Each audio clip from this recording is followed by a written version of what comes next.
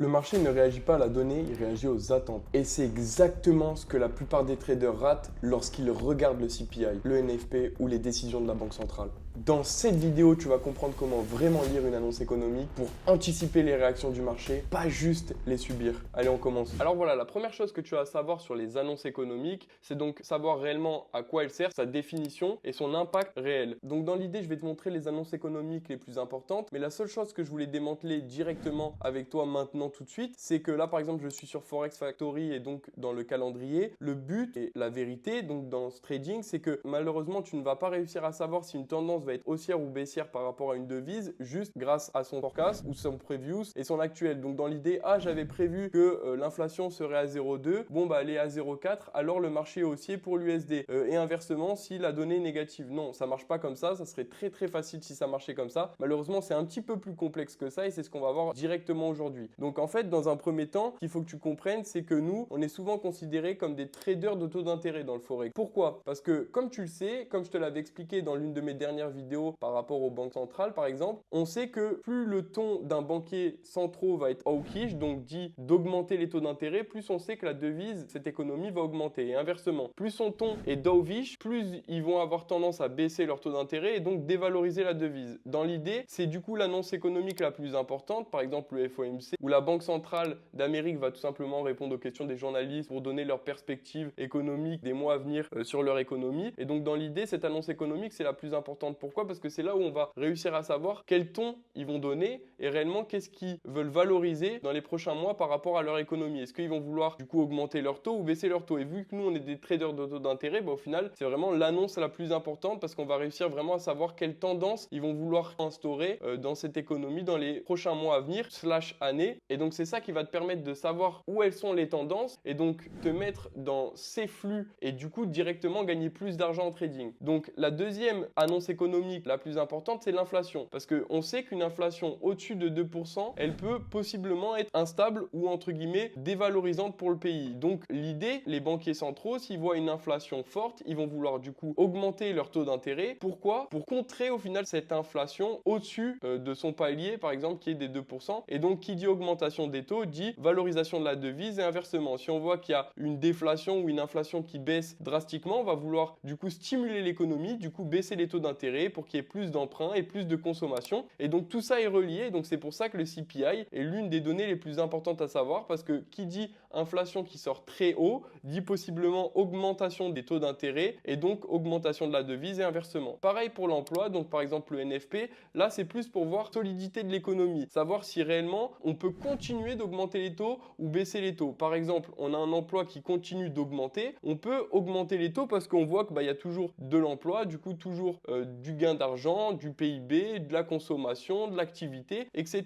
Et donc on peut se dire bon c'est pas grave, on augmente les taux, ça va du coup dévaloriser la consommation, etc. Mais on voit qu'il y a un fort emploi, donc on peut continuer. Donc ça va te permettre aussi d'avoir réellement une donnée qui va te permettre de comprendre réellement ce qui se passe à l'heure d'aujourd'hui. Maintenant, on passe à la consommation, donc les retail sales, où là, on sait qu'une économie est constituée de civilisations, toi comme moi, où on va consommer. Et donc, plus on voit une forte consommation, plus c'est positif pour le pays, parce que ça veut dire qu'il y a du coup beaucoup d'emplois, etc. Mais du coup, ça va valoriser l'inflation. Et donc, qui dit valorisation d'inflation dit augmentation des taux. Et donc, on sait que si on a une forte consommation, possiblement, ça peut valoriser la devise et inversement. Donc après, on a l'activité des PMI qui, eux, sont une annonce économique plutôt sur les données en temps réel de l'économie. On a plusieurs des PMI, c'est-à-dire que par exemple, que ça soit dans les services ou dans la manufacture, etc. Donc dans l'idée, en fait, quand on est dans une expansion, donc au-dessus des 50, c'est positif pour l'économie et inversement, quand on est en dessous des 50, c'est un peu le baromètre que tu dois comprendre et ça te permet de te donner une indication rapide sur l'état économique du pays. Et après, bien sûr, on a produit intérieur brut, le PIB que tu dois connaître. Pareil pour l'inflation ou pour l'activité des PMI, par exemple, le PIB, quand il va y avoir 2 trimestres en déficit, on peut appeler ça une récession. Dans l'idée, plus le produit intérieur brut est haut, plus la consommation du coup est forte, plus l'activité est forte. En fait, tout est relié, tout simplement. Et plus le PIB est bas, moins on va avoir tendance à du coup valoriser l'augmentation des taux d'intérêt.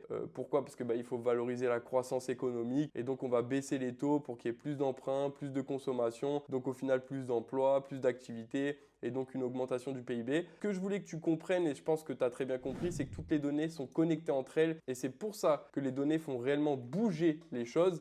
C'est pas ah tiens c'est plus haut, tiens c'est plus bas, du coup ça fait augmenter. Non, ça n'a rien à voir avec ça. C'est le fait que le marché a des attentes, c'est-à-dire qu'on a une augmentation des taux qui sont prévus. Ah bah tiens, on a une activité qui baisse de plus en plus, avec des consommations qui baissent de plus en plus, avec un emploi qui baisse de plus en plus. Ben, peut-être que la Banque centrale du coup va modifier sa possibilité de hausse de taux et va peut-être du coup vouloir baisser ses taux et donc hop, il y a un changement radical de situation et donc ça dévalorise une devise. C'est vraiment comme ça que tu dois le comprendre. Donc dans l'idée, bon, c'est en anglais, mais voilà, le cycle, c'est une hausse des taux d'intérêt qui rend une économie en contraction. Une fois qu'on est trop en contraction, la Banque centrale baisse ses taux d'intérêt qui valorise une économie en expansion, qui augmente du coup l'inflation et l'inflation qui augmente, eh ben, ça permet du coup à la Banque centrale de re-augmenter ses taux et la boucle est bouclée. Et donc c'est comme ça que tu dois comprendre, c'est savoir à quel moment du cycle on se trouve et donc qu'est-ce que la Banque centrale cherche réellement à faire. Dans l'idée, on sait pertinemment qu'aujourd'hui, les banquiers centraux cherchent clairement à combattre l'inflation et donc dans l'idée, tout ça raconte une seule histoire, c'est l'état de l'économie et la direction des taux. Toi, ton idée, c'est que tu dois vraiment savoir qu'est-ce que les banquiers centraux vont faire, hawkish ou dovish. C'est ça qui change réellement une direction. Et donc pour te donner directement un exemple, on est le 13 janvier sur Forex Factory, qui est donc un calendrier économique. C'est là où tu peux voir directement toutes les annonces économiques. Dans l'idée, là, tu as le détail, tu peux cliquer dessus, ça te permet de voir des données, des analyses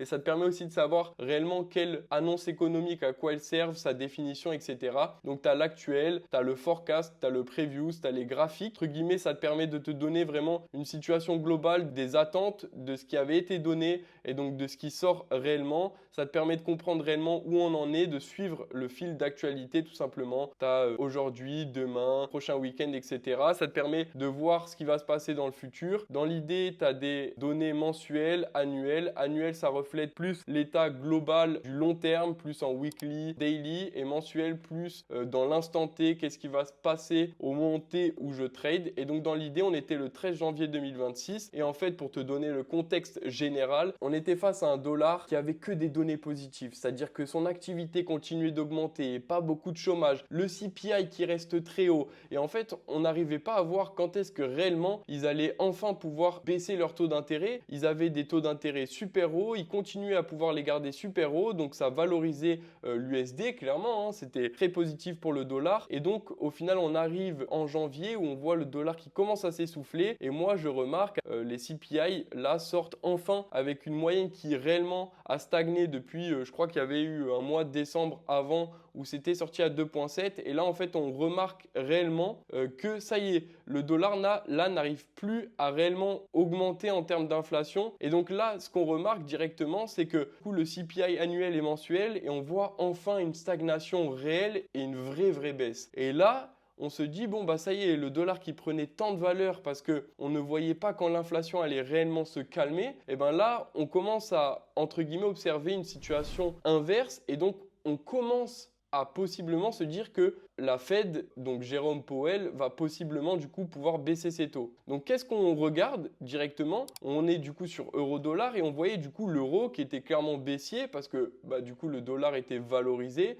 de par le fait qu'il reste avec des taux d'intérêt hauts et avec une possibilité de taux inchangés tout simplement face à une Europe qui elle était déjà, son pivot était déjà en train de malgré tout baisser ses taux d'intérêt on va dire. Et donc comme tu peux le voir, on peut voir un euro qui baisse et là d'un coup un changement de tendance. Et c'est ça que je veux que tu comprennes et c'est là où tu vas réussir à prendre beaucoup d'argent en trading, c'est en comprenant cette situation. C'est qu'en fait là, cette donnée elle est très importante. Pourquoi? Parce qu'en fait on voit enfin une vraie stagnation de l'inflation et donc moi qu'est-ce que je décide de faire? C'est que je commence clairement à regarder ces niveaux qui techniquement sont très bon pour moi. Comme tu peux le voir directement, là on voyait directement une tendance haussière sur le long terme, ça vient toucher. Je commence à vraiment regarder les prix, sachant qu'il y a l'annonce économique qui venait de tomber juste ici, donc je savais que le dollar allait commencer à prendre de la valeur. Il y a eu le premier spike, un retracement. Moi, je prends au retracement et j'ai dû prendre 5 R dessus. Et donc, dans l'idée, qu'est-ce qui s'est passé d'après cette recherche? C'est qu'en fait, bah, comme je te le disais, on voyait du coup là, on est directement sur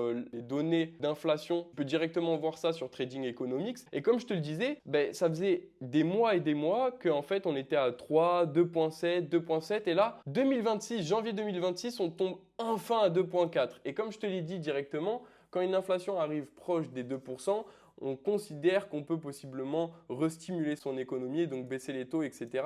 Et donc moi, quand je vois du coup enfin une inflation à 2,4, je me dis que le dollar va enfin perdre de la valeur, d'où le trade tout simplement que j'ai pu prendre là. Et donc maintenant, tu vas me dire, bon ok Sinclair, c'est bien ce que tu me proposes, j'ai tout compris à ce que tu m'as dit, mais réellement et concrètement, comment je fais pour tout simplement réaliser ce que tu as réussi à faire du coup dans ton trading? Et du coup, je vais te donner les 5 étapes, on va dire les 5 plus grandes étapes que toi, tu devras bien sûr après approfondir. Mais donc, dans l'idée, la première étape que toi, tu vas faire, tout simplement, c'est aller regarder le contexte, tout simplement sur trading économique, où le but, c'est de voir la tendance actuelle, l'inflation, l'emploi, la banque centrale, si elle est hawkish, dovish. Donc, pour ça, qu'est-ce que tu vas faire? Tu vas aller dans News, bien sûr, tu vas le mettre en français. Tu vas aller en bas directement, Country, hop, United States, et tu peux voir directement, au final, déjà, tout en français, hop, tu vas pouvoir directement voir réellement ce qui se passe en ce moment, la semaine à venir, enfin, tu vas vraiment pouvoir voir un maximum de choses, donc l'évolution du PIB, des chiffres, de la production industrielle, des ventes au détail comme je t'en ai parlé tout à l'heure, le taux de chômage, etc. Et donc du coup, tu vas pouvoir savoir réellement qu'est-ce qui se passe. Et donc tu vas vraiment pouvoir comprendre le contexte actuel, c'est-à-dire avant même que la donnée tombe, tu dois comprendre vraiment le contexte. Et donc la deuxième étape va être pour toi de regarder les attentes. Comment tu vas le faire? Tout simplement, du coup, en allant sur le calendrier économique, regarder du coup les annonces qui ont le plus, on va dire, d'impact. Donc il y a jaune, orange pour le niveau d'impact ainsi que rouge. Et ton but va être de regarder dans les semaines à venir réellement quelles annonces économiques il va y avoir sur le marché et donc quelles vont être les annonces économiques les plus importantes par rapport au contexte actuel. Donc qu'est-ce qui va être valorisé dans ce contexte? Par exemple, on sait que dans le contexte actuel, c'est vraiment l'inflation qui va du coup avoir un gros impact et donc tout ce qui va relier à l'inflation, comme tu sais, toutes les annonces économiques sont corrélées, donc plus ça va avoir un impact sur l'inflation, plus les taux d'intérêt vont possiblement être changés, etc. Et donc ton but va vraiment être du coup de regarder le consensus du marché, le forecast, pour vraiment voir, ok, qu'est-ce que le marché attend? Parce qu'en fait, le marché, lui, il est toujours dans le futur. Donc, si tu regardes les annonces économiques et ce que le marché attend réellement, tu vas pouvoir réellement voir, ok, comment les traders se positionnent par rapport à la situation là actuelle, en attente de ces données. Et donc, ça va permettre de donner cette direction. Et la troisième étape va être tout simplement pour toi de regarder tout simplement les données quand elles sortent. C'est-à-dire de comparer l'actuel avec au final ce qui avait été prévu, anticipé par le marché. Et c'est réellement là que tu vas réussir à comprendre si une tendance va changer ou non, si le marché avait pricé quelque chose qui au final était inférieur clairement aux attentes et à tout ce qui s'était passé. Par exemple, à l'heure d'aujourd'hui, on pense qu'il va y avoir une inflation qui va exploser à cause de la guerre en Iran. À l'heure d'aujourd'hui, on n'en voit encore pas réellement les séquelles et les problématiques qu'il peut y avoir dans le futur. Mais si on va commencer à avoir une inflation qui augmente de plus en plus à cause de cette guerre en Iran, grâce aux prochaines données qu'on va directement pouvoir voir sur Forex Factory, c'est là où on va pouvoir peut-être commencer réellement à pricer, même si le marché a déjà pricé de par la guerre, le fait que la Fed risque du coup de garder ses taux inchangés encore plus longtemps, voire même peut-être de les augmenter. Et donc maintenant, ce qu'il faut que tu comprennes, c'est tout simplement, ok, il y a eu la guerre, les gens ont pricé une hausse de l'inflation, donc une augmentation peut-être des taux d'intérêt, et regardez dans les données prochaines, ok, est-ce que réellement l'inflation augmente ou non? Est-ce que le marché avait trop anticipé? S'il avait trop anticipé, du coup, ça va rebalancer la tendance, etc. Et donc c'est vraiment en regardant l'actuel par rapport à ce qui avait été prévu que tu vas réussir à comprendre réellement ce qui se passe. Donc c'est-à-dire les données sortent, mais est-ce que il y a réellement une importance? Est-ce que ça change les choses ou non? Et donc la quatrième étape pour toi, c'est de mesurer est-ce il va y avoir une surprise, donc un gros écart, un gros mouvement, quelque chose qui rebalance réellement quelque chose, ou alors une annonce qui au final a beaucoup de volatilité, mais en réalité ne change absolument rien au contexte. Et donc, s'il ne change rien au contexte, il ne change pas la tendance. Et donc, réellement, sur le long terme, il n'y a pas vraiment d'impact par rapport à cette annonce. Et donc, elle n'est pas très, très importante. Toi, le but, c'est de savoir est-ce que ça change le contexte ou non. Si ça le change, tu peux te positionner. Tout simplement. Et donc la cinquième étape, c'est vraiment d'interpréter. Donc dans l'idée, c'est ce que je viens de te dire juste avant. C'est-à-dire vraiment, est-ce qu'il y a un impact sur les taux? Est-ce qu'il y a un impact sur la devise? Est-ce que réellement ça change les choses ou non? Et donc tu dois traduire les données du marché pour réellement comprendre si vraiment il y a une tendance et donc un nouveau mouvement et donc une nouvelle possibilité de trade comme je te l'ai montré directement tout simplement là. Dans l'idée, le calendrier ne sert pas à prédire, il sert à comprendre. C'est vraiment ça que tu dois comprendre. Le but, c'est pas que tu prédises, tu n'y arriveras pas. Il y aura toujours des situations qui vont s'inverser, etc.